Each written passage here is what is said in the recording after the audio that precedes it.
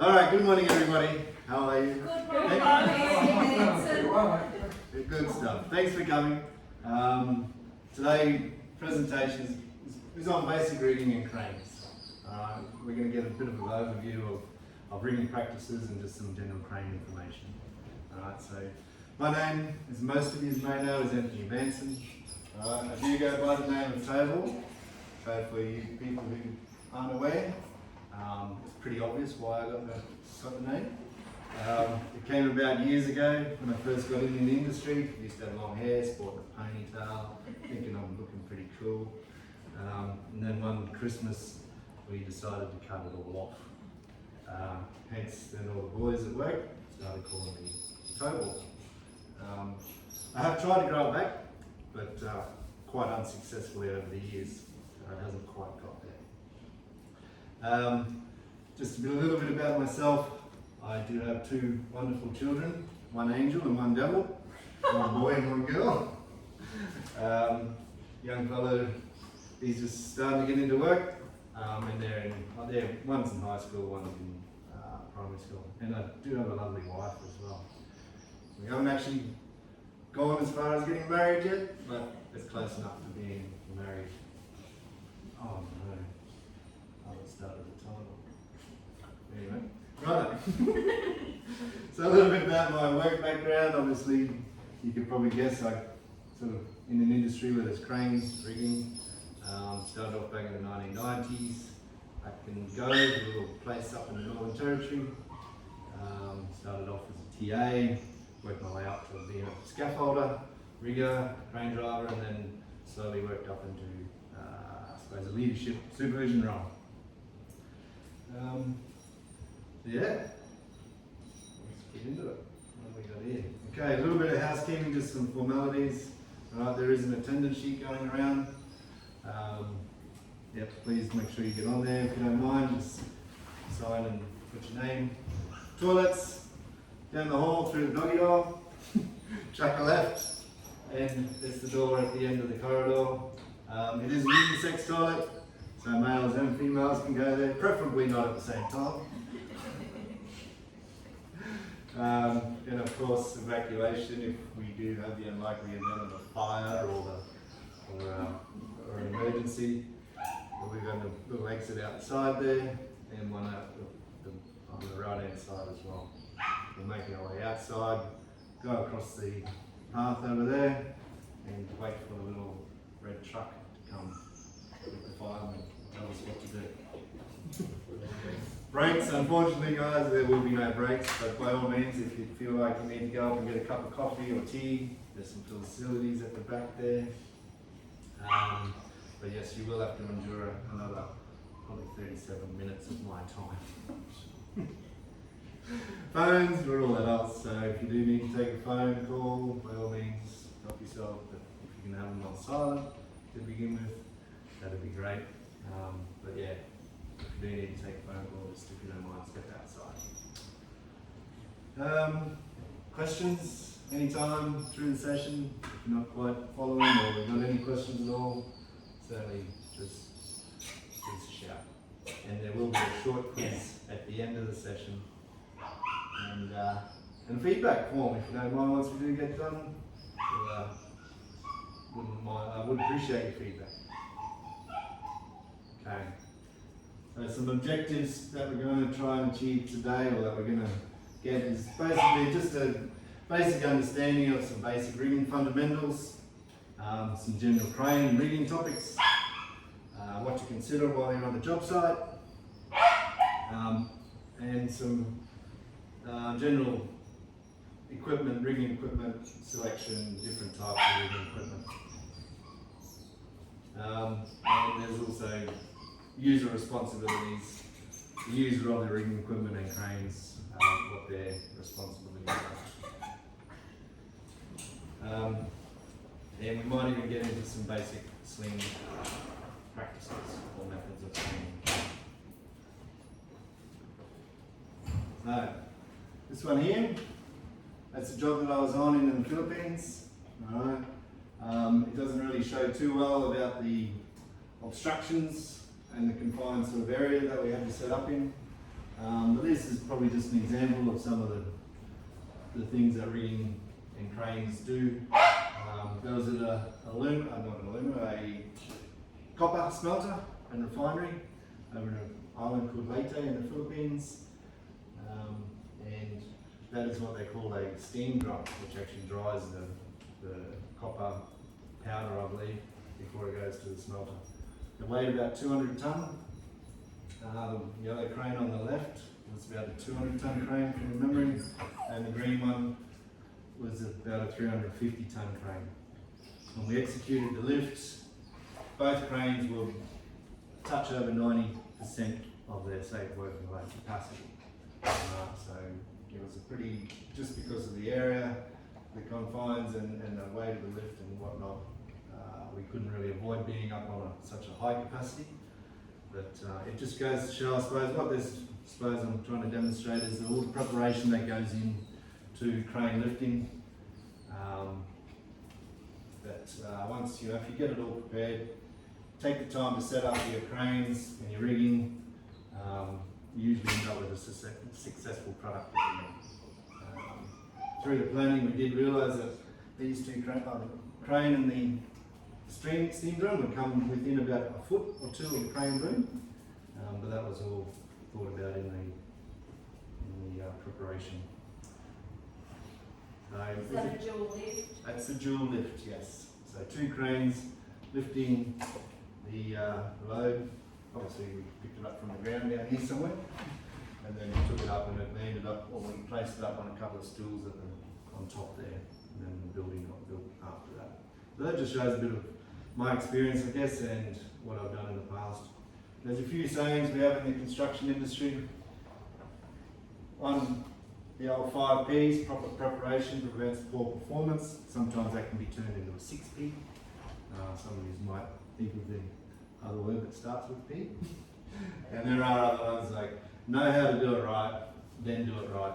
And basically, if rigging, especially in cranes and rigging, if it looks good, it's usually going to be a good lift and a safe lift. Okay. So I've got a little, is that a malfunction here? Oh no. So I'll show you a video of which sort of highlights the proper preparation and the amount of work that can go into a crane lift. What you'll see,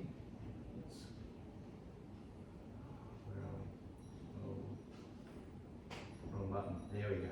Alright, so this is a crane demonstration done by Liebherr, over in Germany, back in 2012. And I'll just play it for you and I'll sort of maybe talk through it as we go.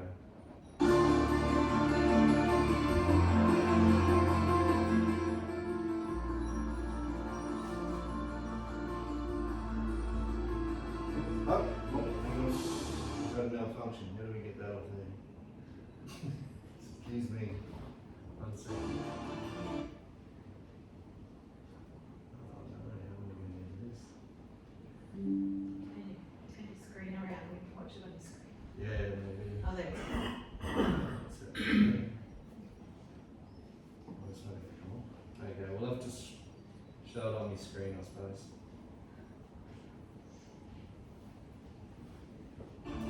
Hopefully you can all see this. Yeah.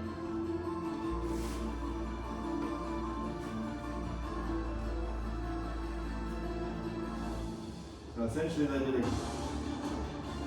demonstration of their 3,000 tonne crane.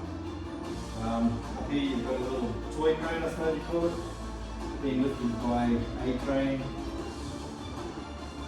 and then successively being lifted by another crane and another crane after that.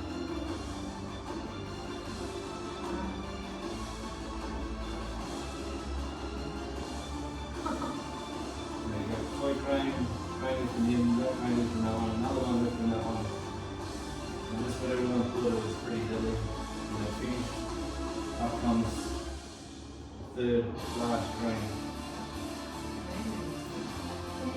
So essentially that crane's lifting another 3 cranes. And all fully kitted out with their equipment, their counterweights and all.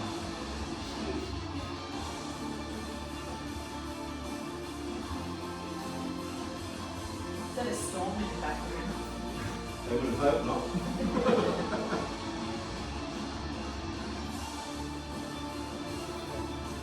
So they were rigged fairly well.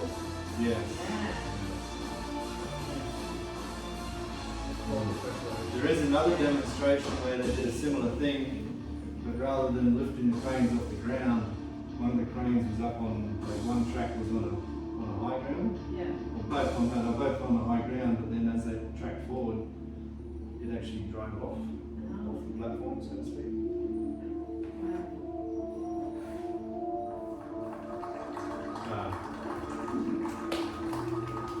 Apologise for that technical difficulty. That's all right. Yes. So, just while I get this back, as I mentioned, obviously there was days of preparation into that. You know, things just don't happen overnight. The crane that lifted everything else was capacity of 13,000 tonne. It has a maximum hoist height, so it can lift below 236 metres up in the air. And its maximum radius is 200 metres. Not to say it can lift 3,000 tonne at 200 metres, but you can sort of get a gauge of how big that crane was. Typically it was used in power plant construction, lifting columns or lifting loads of 1,500 tonnes, measuring 100 metres long. So some pretty big lifts going on there. A lot of preparation goes into that.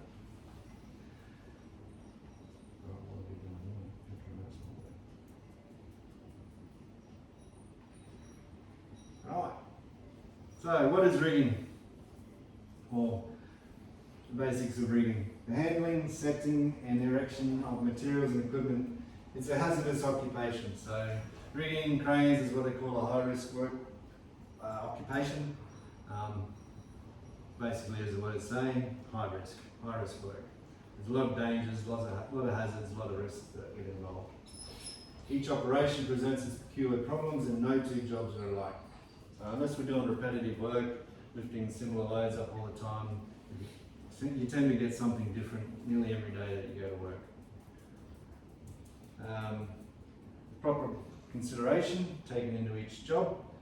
It can be performed free of bodily harm to the employee and without damage to the equipment. So as I said, it's a high risk industry. One, you don't want to obviously hurt people, because there are many fatalities still in the industry, and obviously damage to equipment is not always ideal, especially when you get equipment like this little fella there. I was on a job that I was previously on, it's called a HSPT. I won't go into the full details of the term, but it's part of the gas plant. It's part of the turbine, which then pushes all the gas around the plant. And that thing there, HSPT, is the cost of it is more than all of our potential earnings in our lifetime combined. Wow. It's in the order of millions and millions and millions of dollars. So you can see why a lot of thought goes into it, and you have to be trained and authorised to do those type of activities. And also, if there was an accident or if something went wrong, not only the cost of the HSPT, but the cost of the LNG plant, having downtime. Each one of those, there was 2 trains on the job that I was there last. If one train, what they call a train, if one goes down, they potentially lose $250,000 per hour for every hour that they're not producing. So you can see how that adds up. Maybe some of you guys can do the calculations in your head. The person authorised and qualified to do rigging must always pay close attention to detail. So I guess that's what I'm highlighting there. Whether it's a heavy load, small load, expensive load or small load, we always pay attention to the details. One careless moment or act can result in serious injury and death and tremendous property damage, as I've already explained. Proper rigging is an art and should never be left to the inexperienced. So you do get a lot of cowboys, for want of a better word, on the job site who think they know how to rig, but it comes with time and experience that you can turn it into a bit of an art form. That doesn't really show a great deal or a great configuration, but you can see the a lot of work goes into how we can rig it up. Do you use computer systems at all to assist in rigging? There are computer systems that can produce a lift plan, I suppose, and then they can also go down to detail of forces employed on each leg, Yeah. the distribution of the weight, how much this chain block, for example, is taking compared to the other legs. So so that's I think it was about a 4.5 ton load there. It's a bit hard to see, but the center of gravity is pretty much towards that right hand side. So one leg you could say was probably taking 3.5 ton, and that chain block was taking only 1 ton. But yeah, a lot of bigger companies. Mammoth is one. Lampson's in the old days, and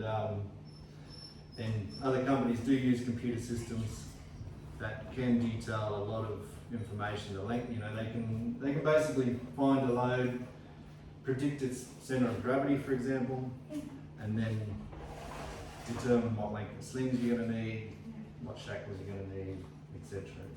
You do that in your own brain though, don't you?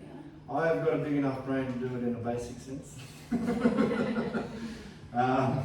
But yeah, there are formulas that you use. There are equations and rules of thumb, I suppose, that you can use. And on the last job we did a lot of basic plans. But when you get into some of those heavier lifts like that crane you saw before, that would have been engineered by a team of people, I would imagine. Cool. Alright, if you don't know how to do it properly, then don't attempt it. So if you're not sure what you're doing, any high risk work, if you're not sure what you're doing, get someone else to do it for you. Any questions so far? Any more questions so far? Good feedback, thank you very much for that. No worries. Alright, some job site considerations. Persons performing rigging tasks, usually already have 2 strikes against them when they start. So depending on what job you're on, unfavourable job conditions can be one of them, like that poor fella there. You can get up in the highlands of Papua New Guinea, for example. There is probably no flat ground to work on. Steep slopes. Weather, the rain, environmental factors, straight up probably working against you. And of course, job schedule to meet. There's always a bit of pressure, whether it's perceived or normal pressure, to get the job done. Companies always stick to a schedule or a plan, and people are expected to meet those KPIs, I suppose.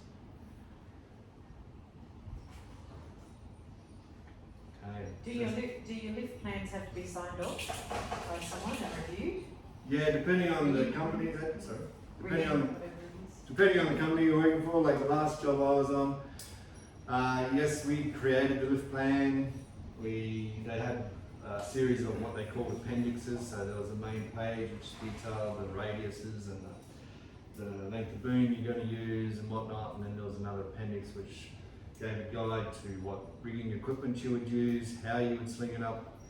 There was another one that would be a bit of a sign-off page, so if it was a critical lift, you'd get an extra couple of signatures. Yeah.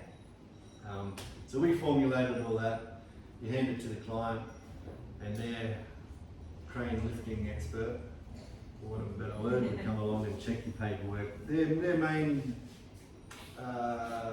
area of not area of expertise, but their main thing they had to do on that particular job was just to check the quality of the paperwork. They didn't exactly come out and check where you were setting up, reaffirm the radiuses that you were using. It was more of just a quality assurance check. So some rigging selection.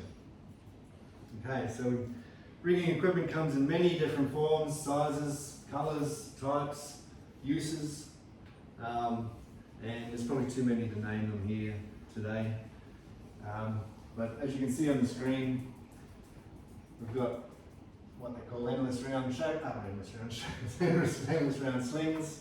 You can get endless round ones, and you get flat webbing slings. So they're a similar type of equipment. One's just got a flatter type web construction to it, It's kind of a little bit like that one, I suppose. There's flexible steel wire rope slings.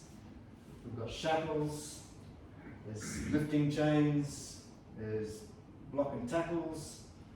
The old chain block, which is, I suppose, what they call for manual rigging. So you've got to actually manually use that to make the load move or lift it, set it down. And as you saw in that other picture, you can use it to actually balance loads as well when you're not sure about the centre of gravity, or just to get it level because you might have to bring it into a very tight area. Come-alongs or lever hoist is that one. So it's similar to the chain block, except this one here, you've got more of a length of chain where you can use it, where this one here you tend to have to be closer to the load to actually use the mechanism to move the load. Spreader beams come in all different sizes, anywhere from a little baby one, might lift 500 kilos for example, up to other ones up to 100 tonne, 200 tonne, even bigger, up to quite honestly up to thousands of tonnes. Then of course you've got specialised rigging equipment. That one over there is actually for lifting the turbines for your not the windmills, your wind farms. Thank you very much. So they get engineered, specially purposely built, purposely manufactured, load tested for a specific job. So on a job I was in Mongolia, we got into, for want of a better word, concept lifting equipment. So kind of a little bit like that. There was a specific job that had to be done. We get together with the engineers and develop a concept of a design to be able to lift a certain piece of equipment. It was an underground mine, so one that comes to mind is that we had a rotatable forklift attachment. It was designed so that we had these bits of steel, which were an arched bit of steel, and then go up underneath the roof. So it actually lifted up from underneath the piece of steel and got it up close to the roof. But it also had a mechanism there where it could rotate as well and tip forward and back. And they all go through engineering studies, they go through load tests. Manufacturer comes along obviously and he builds it to a specification specifically for that job. That other picture I showed was before the term that HSPT belonged to a company called GE, and they had a lot of smaller specialised rigging equipment as well, which basically made their equipment come up level from a certain lifting point, I suppose you could call it.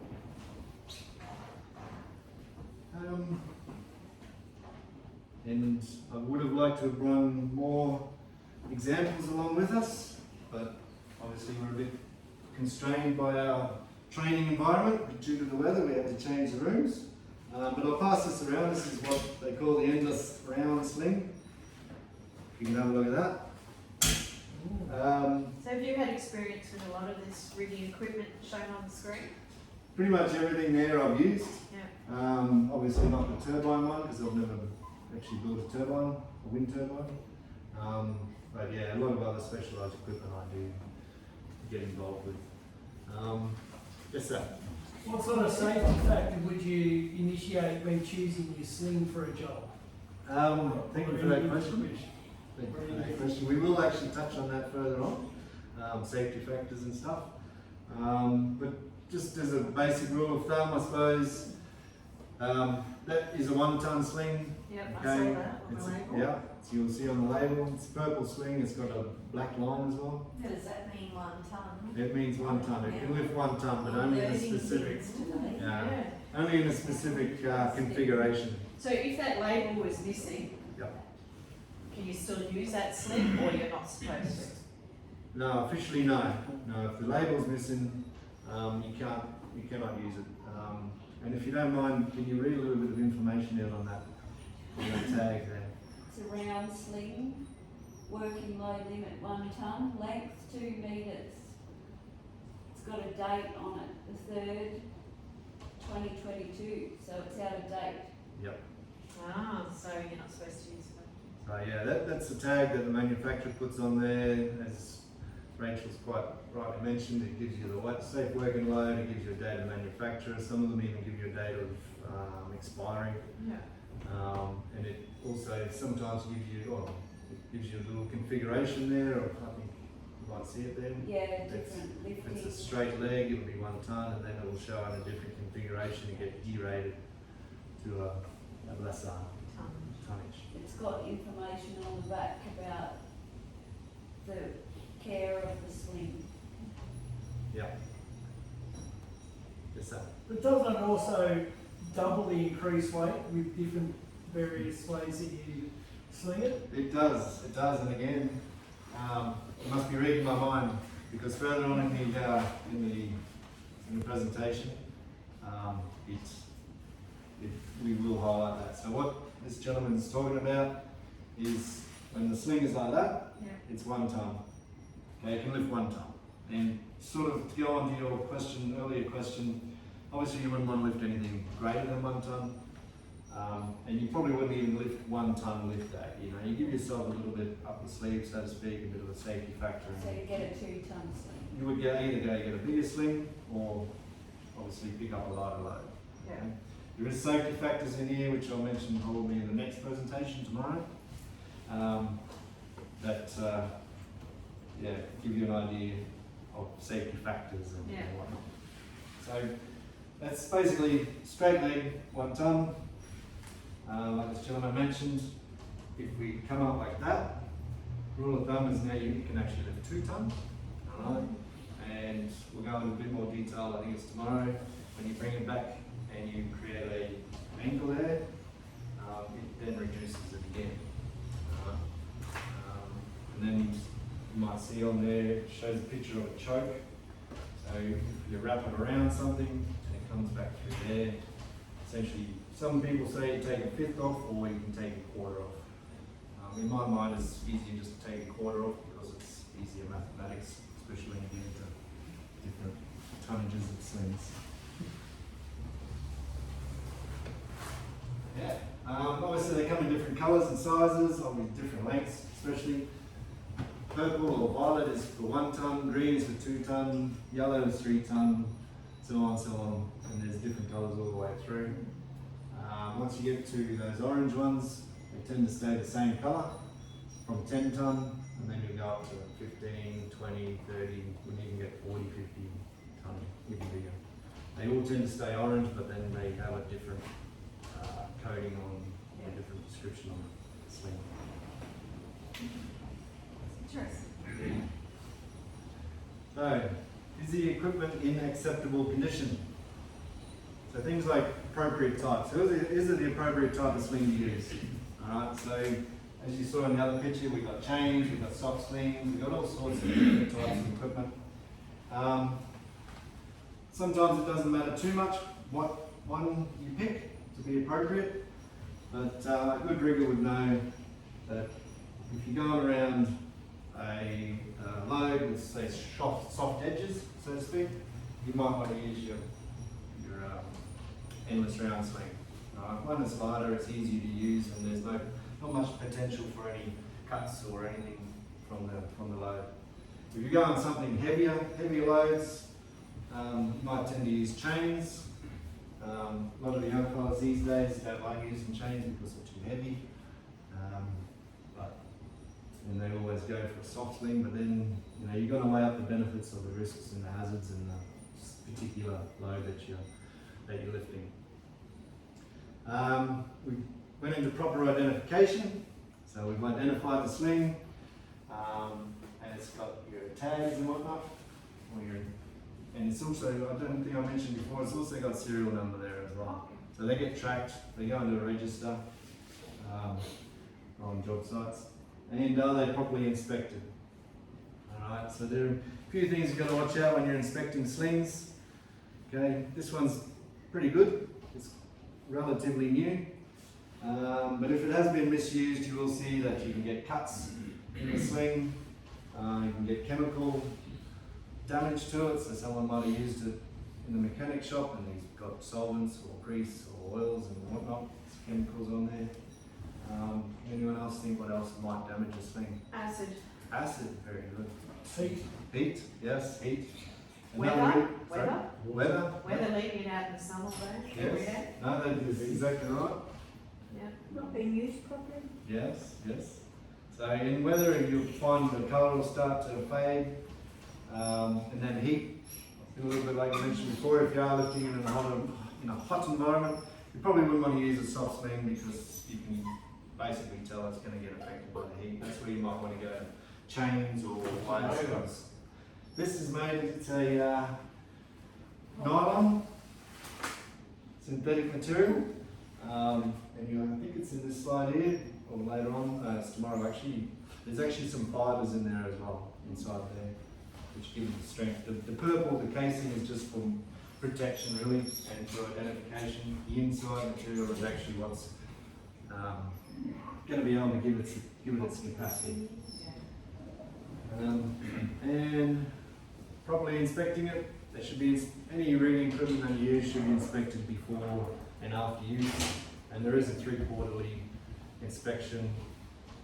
Most jobs, sites these days will get a third party to come in and inspect them. Like the tag and test. Yeah, it's like a test and tag. Test and Yeah. tag. So I'll just sort of touch on these. I won't go into too much detail, but you can see different ways you can rig up loads. Alright, some things you got a rigger or people have got to look out for is obviously what's the weight of the load. Okay, center of gravity is a big one, because if you pick up, say, this load here with one sling, you're not going to be picking it up on the side over here because it'll fall down. So you've got to find the center so that it actually lifts up with the center of gravity. What is the sling angle? So again, this is just a very basic overview. These are showing some angles, which I mentioned with that sling before. And then you've got other angle factors that come into it depending on how sharp the slings come to the hook. Rule of thumb, the bigger the angle, the less you can carry, so to speak, or the more it gets reduced. So that's the ultimate angle, the one in the middle? The one in the middle, that's the 90-degree angle. The ultimate one is 60 degrees, so you have 60 degrees each triangle, each corner. And a lot of places these days, they used to, on those tags, they would give you the safe working load of 60 degrees, or 30 degrees, 60 degrees, and 120 degrees. A lot of companies now exclude the 120, and some even exclude 90 degrees to keep their product within a safe guideline, I suppose, because the more you go out, the more potential the sling or the load has to break or get damaged. Will there be side loading with some of the other things, not only on the rigging equipment, but also on the piece of equipment you're lifting? What side loading? Side loading, good question. Side loading, I suppose, we'll give you a really basic example, is, let's say we've got a sling coming up here and here, you're going to be pushing side loading against that. So if it was a flexible load or a load which has the potential to be damaged, if, let's say for example your angle is too straight, too tight, you could damage the casing like a substation or what you call electrical cabinet. So you come back to doing something like that where there's no force going against the side of the electrical cabinet. Alright, some basics, taglines. So to control the load, continue the tagline. You've got to be careful with them because they can foul up depending on what you're lifting. Some people say you need a tagline on everything. It comes down to the job.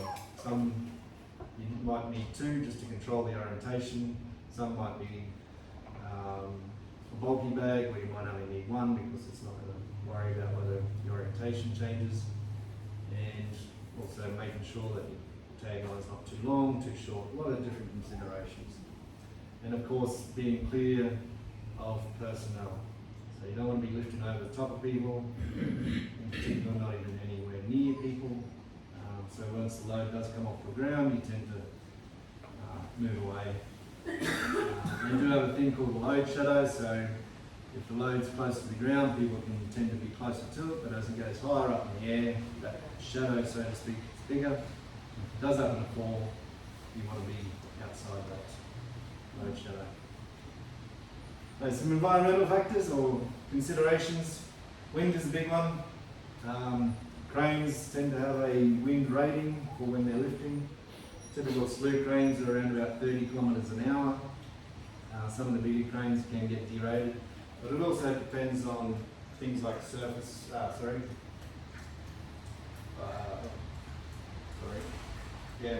surfaces as well. But what I was going to get into is the shape of the load. You know, it might only be a light load, but it might have a sail effect. So once it goes up, you get a little bit of light wind, she'll start turning around. Temperatures, could be hot outside, could be cold outside, or like this gentleman Gavin mentioned, you might be even lifting into a hot environment where the load is going to be positioned. Other factors that come into it, if they're lifting a load out of water or in on a concrete area and it's got water there, there is a suction effect, and of course unstable objects. So I will show you another video. Unfortunately, I think we're going to have to watch it on the laptop here again. But this shows you what can happen when people lift. Well, one of the contributing factors was wind in this, and this is a stadium they were building in Milwaukee back in 1999. Yeah, that's, yeah. This here weighs about 400 tonne.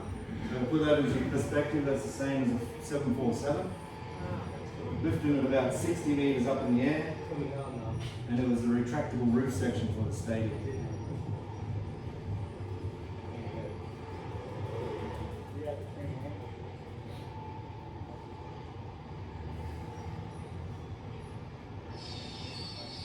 So you're hearing that noise, that's giving an indication that something's going wrong. I weren't sure what it was to begin with.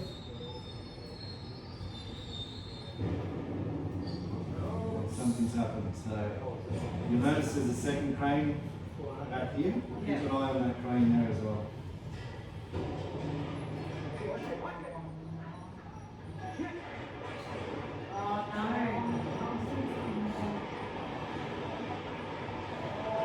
So what are you going to do wrong? So the main thing they did wrong there, sir, was they lifted in, I wouldn't say high winds, but in winds that were above the Safe load. that were above the limit, I suppose. Yeah, because you couldn't see any movement, like it looked fine. Did the driver survive? The driver survived. There was some people, you noticed, I pointed out the crane, and there was 3 people in the man cage in the dog box. Yeah. Obviously they had no chance of surviving. You saw they got hit and Yeah. the wind at the time was 26 miles an hour, 42 kilometres an hour, and as I said, most cranes are around about 30, but they probably would have been expected to lift in less than 30 kilometres an hour. The workers had expressed concern that morning that they weren't too happy about lifting, but again, like I mentioned before, probably a bit of pressure from powers to be. They went ahead with it, and unfortunately, some people lost their lives. And there'd be a work incident report, There'd be a lot of investigation, incident. investigation, and oh goodness. So, cut a little bit short on time, so I'll move forward here a little bit. Some user responsibilities, as we mentioned, don't use it if it's damaged or if it's used, don't overload it. That's a big one for people who aren't really savvy with being riggers, and only use it if you're trained. There's some general setup. Obviously, you pretty much know how a crane works, but we've got the crane, which is a lifting device, we've got the load, and then some people call it a hitch, or you could call it a configuration. So the load gets lifted with a configuration by the lifting device. Always use appropriate rigging gear, and use rigging gear within industry standards and manufacturing recommendations. So that's a big one these days. Buy your rigging equipment from a reputable dealer. You do get a lot of products from China, which they find in due course don't really meet the Australian standards. Yeah. And yeah, a lot of issues can happen there. And obviously conduct regular inspections and maintenance on your equipment.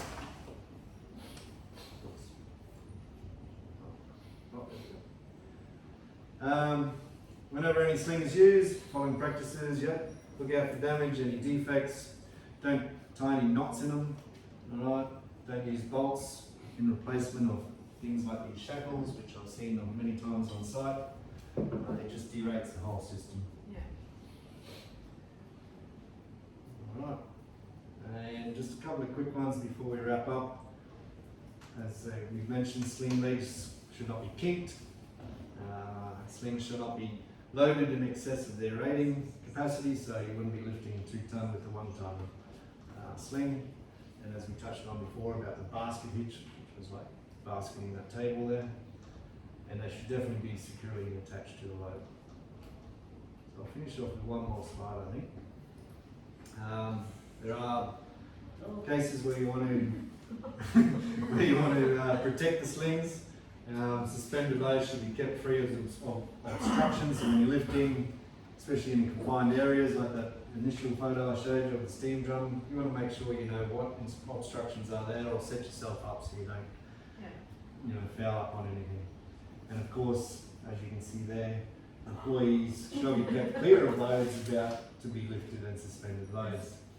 So you'll be surprised how many people put themselves in a position of danger. Yeah. whether Accident it's waiting to happen. something like that. Yeah.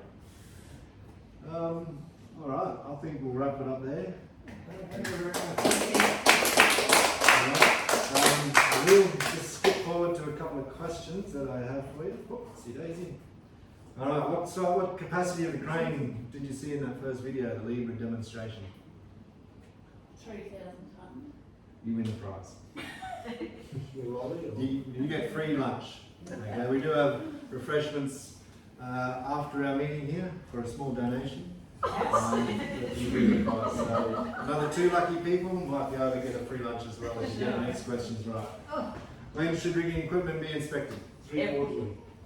I was going to say before every use. Yes, Yes. that's what I was Yes. gonna say. Alright, we'll go with the lovely young lady down the And back. after. And alright, and what are some environmental conditions that may affect crane lifts? Weather, Weather. surface, Yeah. environmental. Looks like the ladies are all over it. Good one done. Inspiring rigor. Yeah, that's right. Alright, cool. Thank you very much for all your time and your participation. It's been a pleasure. And drive carefully on the way home because 90% of all people are caused by accidents. Very good. Thank you very much. Very well presented. Good job, mate. Good job. That was well done. Very well done. Much